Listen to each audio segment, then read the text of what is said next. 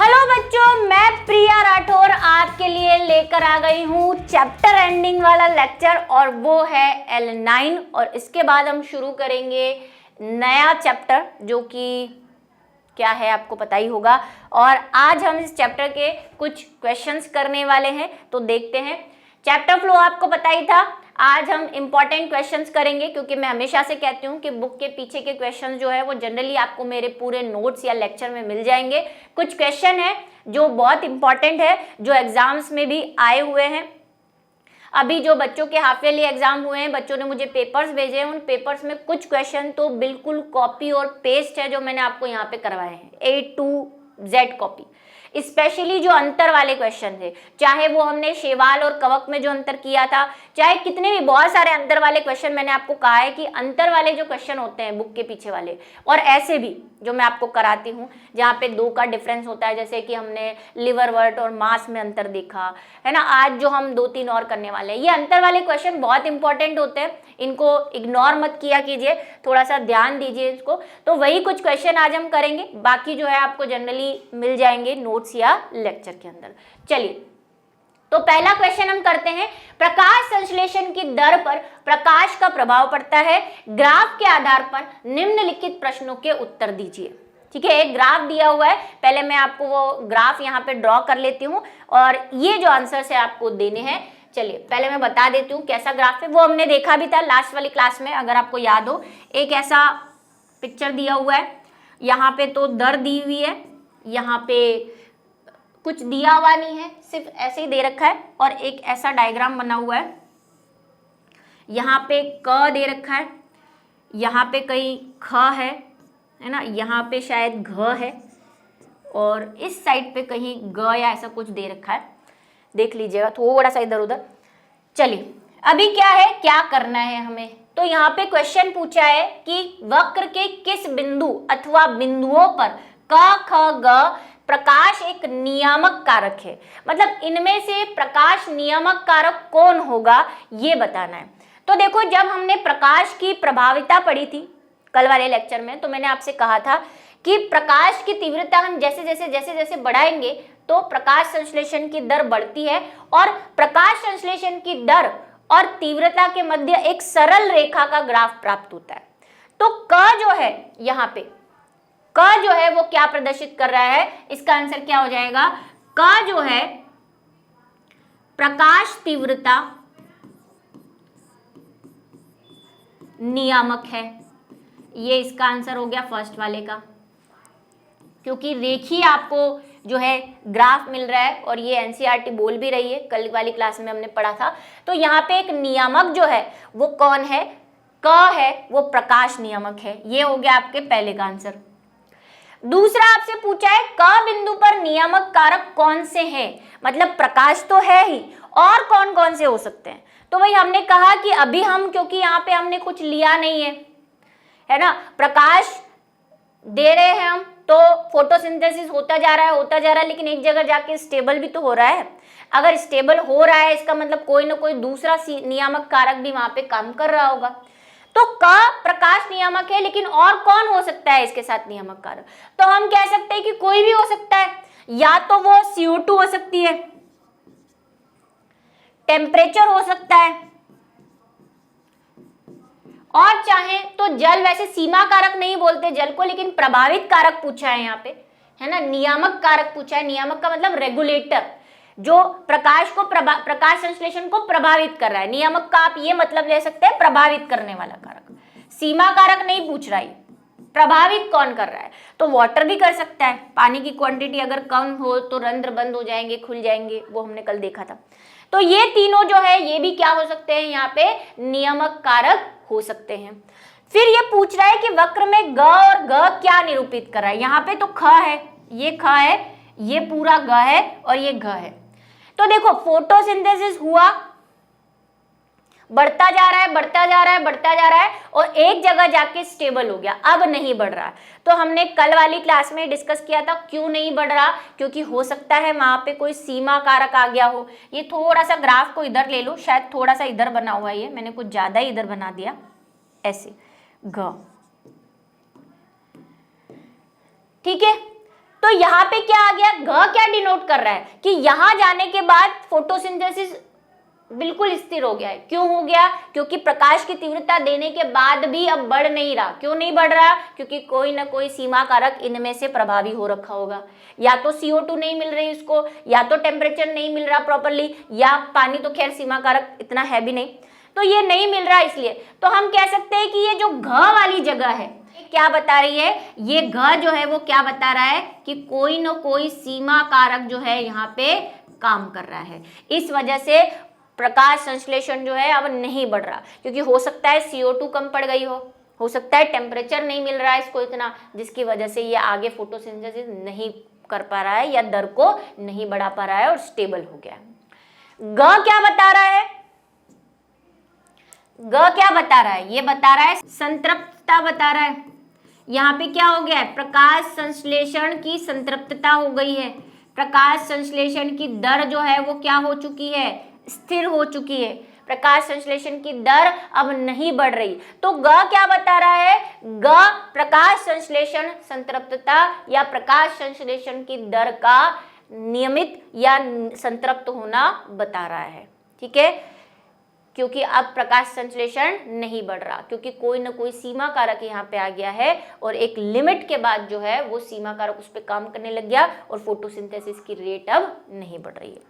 तो यही है बच्चे को, काफी वैसे तो सिंपल ही है लेकिन बच्चों को समझने में दिक्कत होती है, इसीलिए समझ गए आप बात को। पहले प्रकाश संश्लेषण बढ़ रहा था क्योंकि सारे कारक यहाँ पे थे, यहाँ पे अच्छे से उसको CO2 भी मिल रही थी, लाइट भी मिल रही थी, टेम्परेचर भी मिल रहा था, तो फोटोसिंथेसिस जो है बढ़ रहा था। लेकिन ये रेखीय ग्राफ हमने कहा कब आता है, तो हम कहते हैं कि जब तीव्रता और प्रकाश संश्लेषण दर के बीच बनाते हैं तो रेखीय आता है। तो हमने कहा क जो हो सकता है तीव्रता का नियामक हो। और कौन कौन से नियामक हो सकते हैं भाई, जब तीव्रता ही नियामक थी तो फिर तो फोटोसिंथेसिस बढ़ते बढ़ते बढ़ते जाना था, लेकिन यहाँ पे रुक गया, यानी कि और कोई भी सीमा कारक यहाँ पे है। और ये और कोई भी सीमा कारक कौन हो सकते हैं, तो भाई CO2, टेम्परेचर और H2O, कुछ भी हो सकता है। एक समय के बाद जब सीमा कारक ने अपना प्रभाव दिखाया तो फोटोसिंथेसिस नॉर्मल हो गया, जो कि ग बता रहा है, रुक गया, दर स्थिर हो गई है, रुक तो क्या गई, स्थिर हो गई है। और यहाँ पे काम कौन कर रहा है, तो कोई सीमा कारक यहाँ पे काम कर रहा है जो हमें नहीं पता है। ये कैसे पता चलेगा, अगर आप यहाँ पे चीजों को अलग अलग रखोगे, एक बार CO2 रख के देखो, एक बार H2O रख के देखो, टेम्परेचर रख के देखो, तब आपको पता चलेगा कि सीमा कारक कौन है। क्योंकि सीमा कारक फिक्स नहीं है, हम कह रहे हैं जो न्यूनतम मात्रा में होगा वही सीमा कारक है, तो वो कोई भी हो सकता है। तो घ क्या बता रहा है, सीमा कारक को बताया कि अब फोटोसिंथेसिस नहीं बढ़ेगा, क्योंकि हमारा जो सीमा कारक है वो न्यूनतम मात्रा में है और वही नहीं मिल पा रहा है, तो आगे फोटोसिंथेसिस नहीं होगी। ठीक है, नेक्स्ट है निम्नलिखित की तुलना करो। ये तीनों क्वेश्चन बहुत इंपॉर्टेंट है। C3 C4 पथ में क्या डिफरेंस है, चक्रीय और अचक्रीय फोटोफॉस्फोरिलेशन में क्या अंतर है, C3 और C4 पादपों की पत्तियों की शारीरिकी में क्या अंतर है। ये दोनों तो थोड़े थोड़े सेम रहेंगे। एक तरह से हम चैप्टर रिवाइज करेंगे इन तीनों के माध्यम से और थोड़ा सा आपका क्वेश्चन भी प्रिपेयर हो जाएगा। C3 और C4 पथ जो था हमारा, उनमें क्या डिफरेंस था, ये रहे डिफरेंस। पहला, C3 पौधों की पत्तियों में, C3 चक्र जो है वो C3 पौधों की पत्तियों में पाया जाता है। हमने कहा था कि जिनमें C3 साइकिल होता है उनको C3 पौधे कह देते हैं, तो C3 पौधों की पत्तियों में मिलेगा ये, जबकि C4 पौधों की पत्तियों में मिलेगा। और इसके एग्जाम्पल क्या थे, गन्ना, ज्वार और मक्का।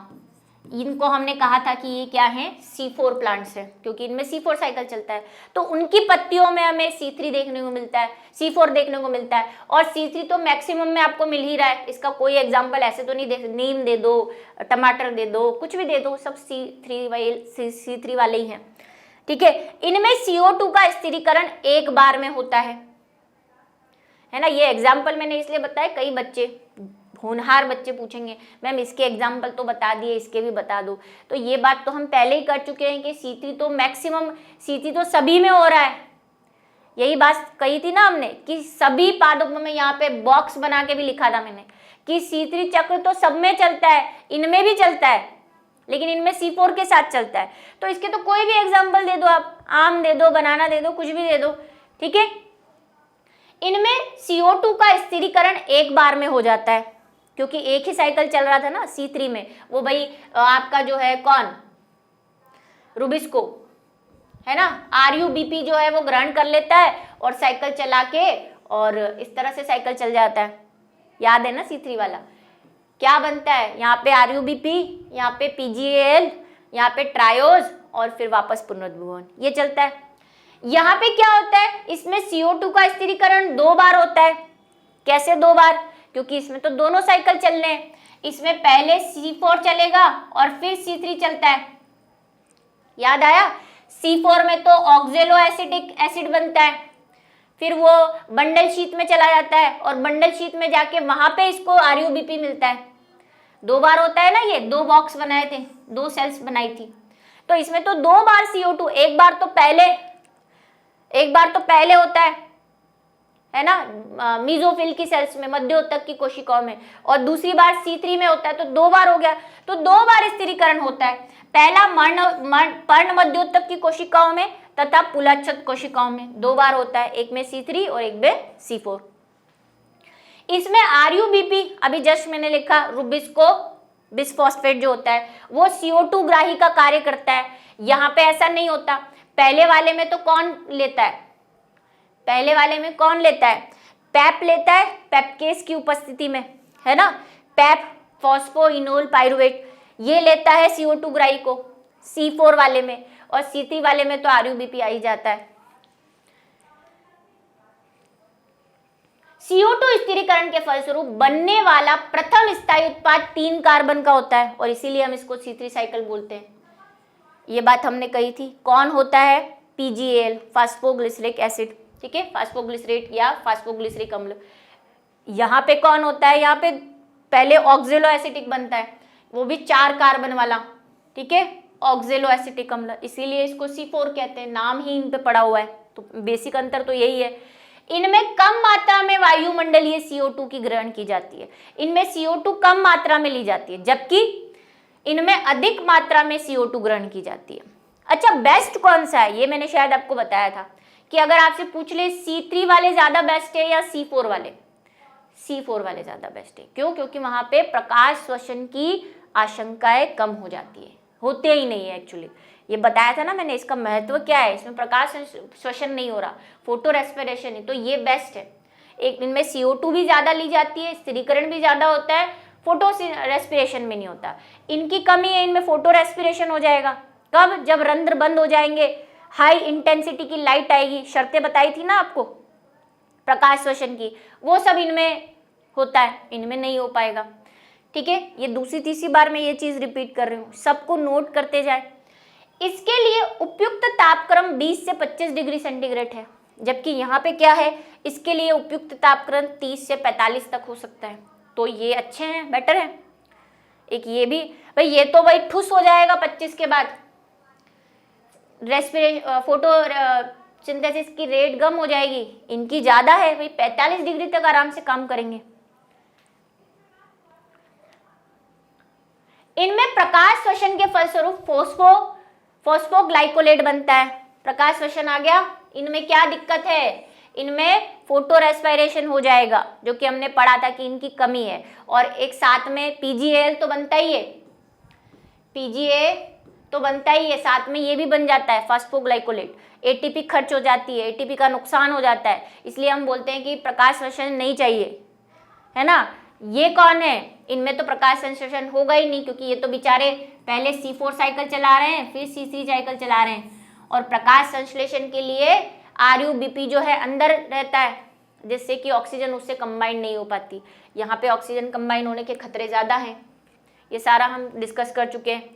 इसमें एंजाइम कौन सा लग रहा है, इसमें रुबिस्को RuBP का जो एंजाइम है, राइबुलोज बिसफॉस्फेट कार्बोक्सिलेज ऑक्सीनेज, ये फुल फॉर्म है इसकी, एंजाइम का भाग होता है। जबकि यहाँ पे पेप आएगा पहले, ये भी होता है लेकिन पेप भी है।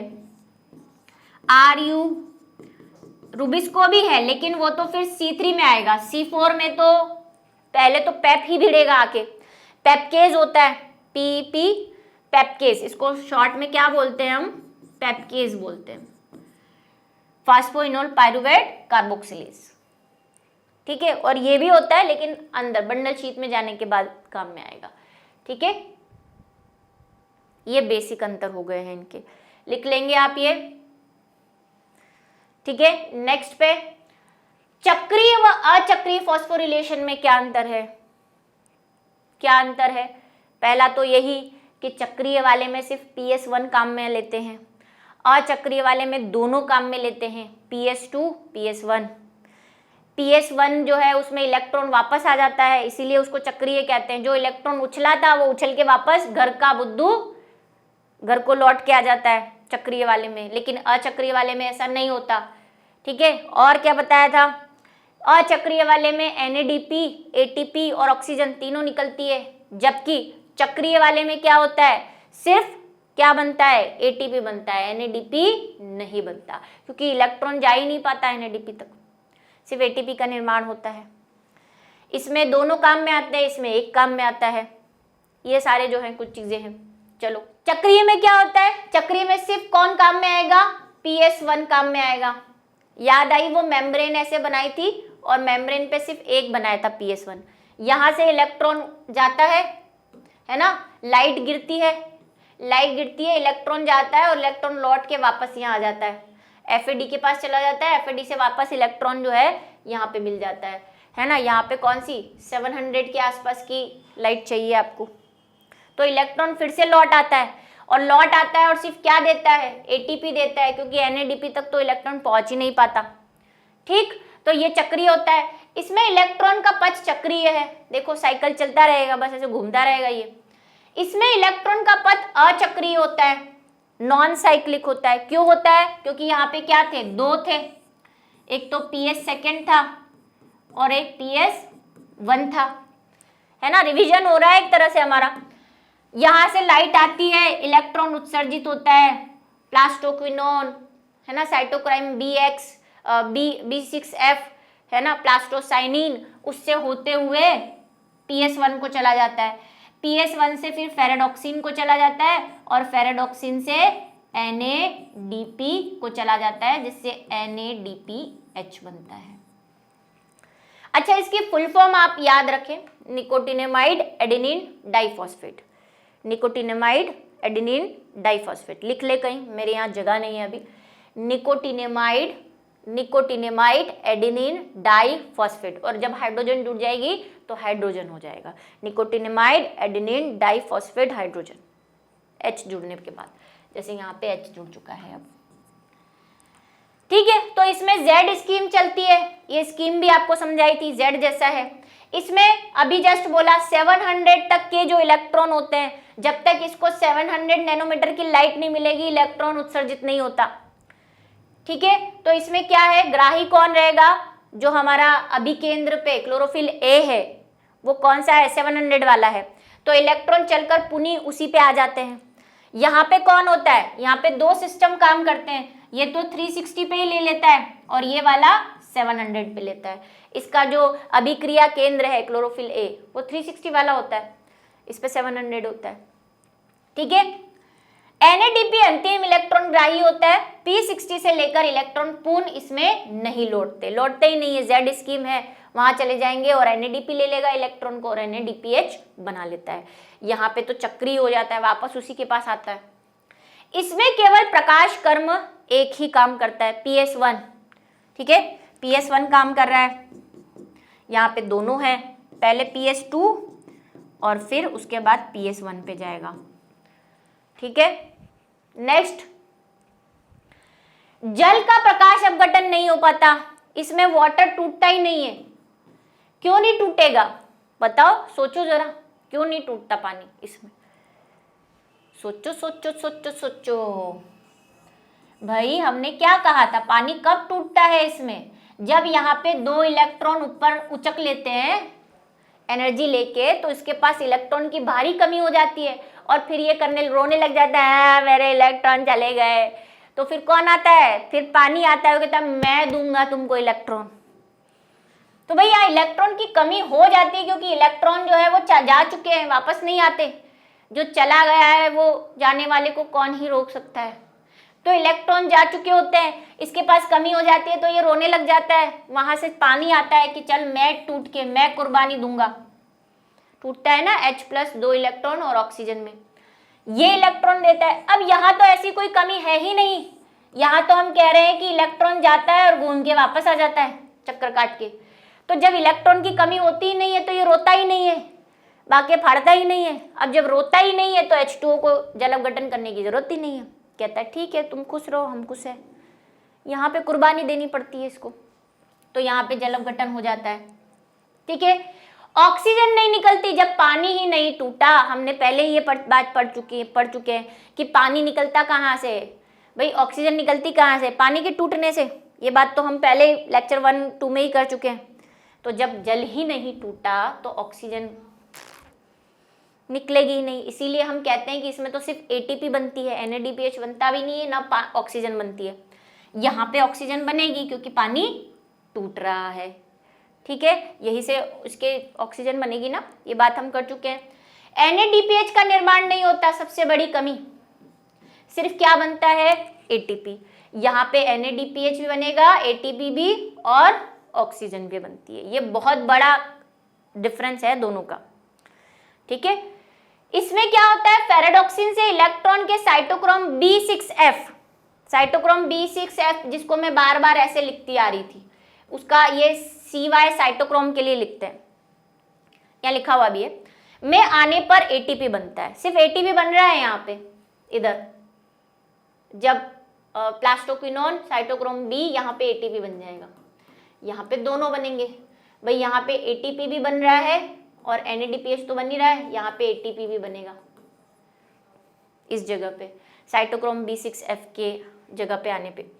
प्लास्टोक्विनोन से इलेक्ट्रॉन के साइटोक्रोम B6F पर आने पर ATP मुक्त होता है भाई। यहाँ पे यही ना, एक तो प्लास्टोक्विनोन है, यहाँ पे प्लास्टोसाइनिन है और बीच में साइटोक्रोम B6 है। यहाँ पे प्लास्टोक्विनोन है, साइटोक्रोम B6 है और डायरेक्ट फिर इलेक्ट्रॉन यहाँ आ जाता है, आगे जाता ही नहीं है। तो यहाँ पे ATP बन जाता है, बस ATP ही दे रहा है ये और कुछ नहीं दे रहा। चक्रीय वाला, अचक्रीय वाला सब कुछ दे रहा है, अपना तन मन धन सब कुछ दे रहा है। प्लास्टोक्विनोन से इलेक्ट्रॉन के साइटोक्रोम B कॉम्प्लेक्स पर आने पर ATP मुक्त होता है भाई। ये क्या है, ये कॉम्प्लेक्स है सारे, है ना, PQ, प्लास्टोक्विनोन, प्लास्टोसाइनिन, और भी आने वाले हैं कॉम्प्लेक्स अभी श्वसन वाले में। ये सब कॉम्प्लेक्स है, ये सब ग्रुप है, प्रोटीन के चैनल्स हैं ये कॉम्प्लेक्स जो है। ठीक है, ये जो बेसिक डिफरेंस है इन दोनों में, ये आपको नोट करना है। चाहे तो आप इसका स्क्रीनशॉट ले लो, नहीं तो मन से भी लिख सकते हो थोड़ा थोड़ा। ठीक है, अब है C3 और C4 पादपों की शारीरिकी में क्या अंतर है। इससे पहले हमने पढ़ा C3 और C4 साइकिल में क्या अंतर है। अभी ये इनमें जिन प्लांट्स में ये पाए जाते हैं उनमें क्या अंतर है। लेकिन एक बात हमें ध्यान रखनी है कि C3 साइकिल सभी प्लांट्स में पाया जाता है। ठीक है, ये बात मत भूलना। C3 पौधों की शारीरिकी, C3 पौधे जिसमें सिर्फ C3 मिलेगा, C4 नहीं। एक तो इसमें तो भाई दोनों मिलते हैं, C3 भी मिलता है, C4 भी मिलता है। ये बोल रहा है सिर्फ जिसमें C3 मिलता है उनके प्लांट्स में क्या डिफरेंस होता है। तो पहला तो उनमें क्रैंज शारीरिकी नहीं पाई जाती। क्रैंज एनाटोमी क्या थी, ये क्रैंज एनाटोमी तो हमने कहा था कि यहाँ पे पाई जाती है क्रैंज एनाटोमी। यहाँ पे 2 प्रकार की सेल्स होती है, एक तो पर्ण मध्योतक मीजोफिल और एक होती है बंडल शीत पुलाच्छद। राइट, यहाँ पे ऐसा नहीं होता। यहाँ पे तो लीफ में एक ही सेल होती है मीजोसिल, वो पेलिसेड टिश्यू, स्पंजी पैरेन्काइमा, ये सब होता है ना। यहाँ पे एक बीजपत्री के जनरली गन्ना मक्का, इनमें पुलाच्छद होते हैं और इसी वजह से यहाँ पे 2 साइकिल चलते हैं। इसमें C4 चलेगा, इसमें C3 चलता है। ये एक तो बेसिक डिफरेंस है, सबसे मेन तो यही है।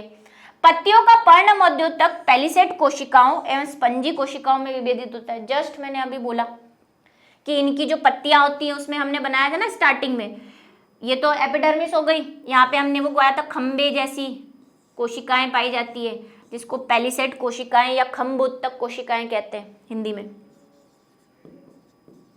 खंब कोशिकाएं। और नीचे स्पॉन्जी होती है दूर दूर, बनाया था डायग्राम।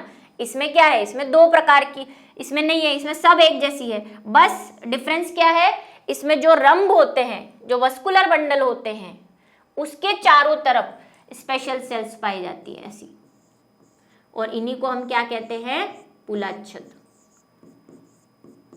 और इसी को हम क्रैंज एनाटोमी भी कहते हैं। ठीक है, ये डिफरेंस है, इसीलिए इसमें दो साइकिल चलते हैं। सवन पुल के चारों ओर पुलाच्छद नहीं पाए जाते, इनमें पुलाच्छद जैसी कोई चीज ही नहीं है, तभी तो सिर्फ C3 चल रहा है, बेचारों को प्रकाश शोषण करना पड़ेगा। इधर क्या होता है, पुलाच्छद पाए जाते हैं।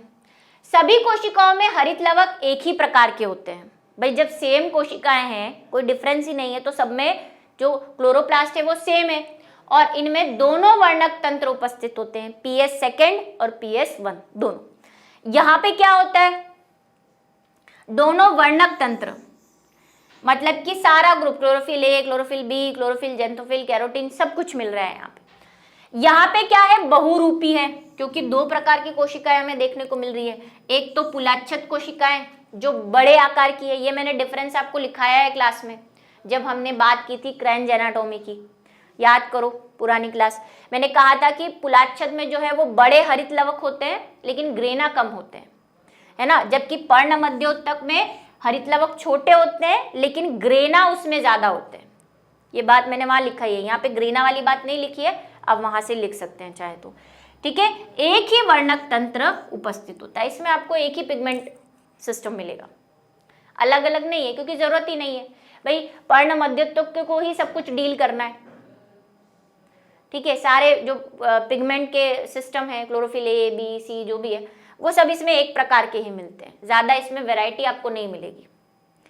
ठीक है, क्या होंगे, ये बड़े हैं लेकिन इनमें ग्रीना कम है, ये छोटे हैं लेकिन इसमें ग्रीना ज्यादा है। ये है क्रैंज एनाटोमी। समझ गए क्रैंज एनाटोमी क्या है। अब आपको ऐसे पूछ ले इसी क्वेश्चन को घुमा के कि क्रैंज एनाटोमी किसमें पाई जाती है और वो क्या होती है।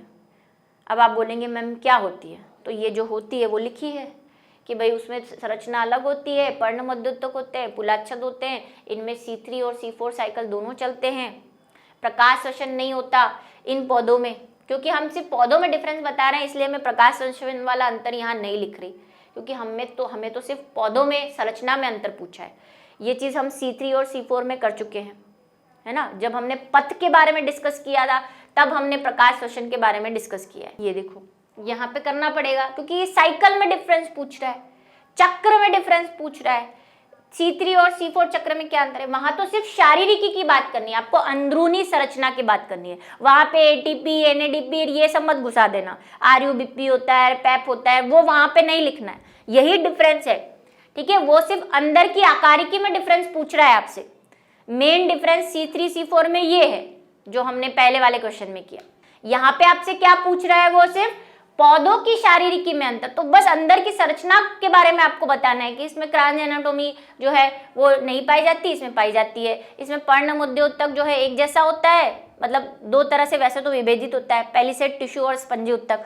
यहाँ पे जो है दो पूरा पर्ण मध्योतक तो एक जैसा होता है, लेकिन फर्क क्या होता है, जो बंडल होते हैं, बंडल शीट होती है वो पाई जाती है, पुलाच्छद पाए जाते हैं रंभ के चारों ओर, बाकी अंदर वाला पर्ण मध्योतक एक जैसा है। यहाँ पे पर्ण मध्योतक ही दो प्रकार का है, एक तो खंभ उत्तक और एक स्पंजी उत्तक। और हमने कहा था ये जनरली द्विबीजपत्रियों में मिलता है ना, क्योंकि एक बीजपत्री में गन्ना, मक्का ये सब तो एक बीजपत्री में आते हैं। चलिए, एक हमने देखा था कि एक द्विबीजपत्री भी है जिसमें C4 साइकिल चलता है, याद आया कुछ, मैंने बताया था एक्सेप्शन है, इसको ध्यान रखना कि जनरली हम कहते हैं एक बीजपत्री में ही जो है C4 साइकिल हमें देखने को मिलेगा। एक कहाँ पे मिलता है, और जो हमने लास्ट क्लास में देखा कैम में क्रूसिलेशन वाले में भी C4 और C3 दोनों मिलेंगे, है ना। वहाँ पे दिन रात का लफड़ा रहता है, वहाँ पे क्रैंज एनाटोमी इतनी इफेक्टिव नहीं है, उसमें क्रैंज एनाटोमी नहीं पाई जाती कैम वाले में, उसमें तो दिन रात का प्रॉब्लम है। चलिए, तो ये कुछ इंपॉर्टेंट क्वेश्चन आंसर थे जो यहाँ पे खत्म हो गए। इनको घोट के पी लेने का, कैसे, जैसे पानी में शक्कर, पानी में नमक, और मेरे अंदर बायोलॉजी। ठीक है, चलिए, और आपके अंदर भी, आप भी ऐसे बन जाओ कि भाई घोल लो आपके अंदर बायोलॉजी। मतलब कुछ भी पूछ ले नींद में से उठा के तो पता हो जाना चाहिए कि हाँ ये है। जैसे कई बच्चे मुझे पूछते हैं कि मैम ये किस में है, तो मैं उनको कई बार लेक्चर नंबर भी बता देती हूँ, इस लेक्चर नंबर में देख के आओ, है ना। तो ऐसे घुल जानी चाहिए। चलिए मिलते हैं नेक्स्ट क्लास में, तब तक के लिए बाय।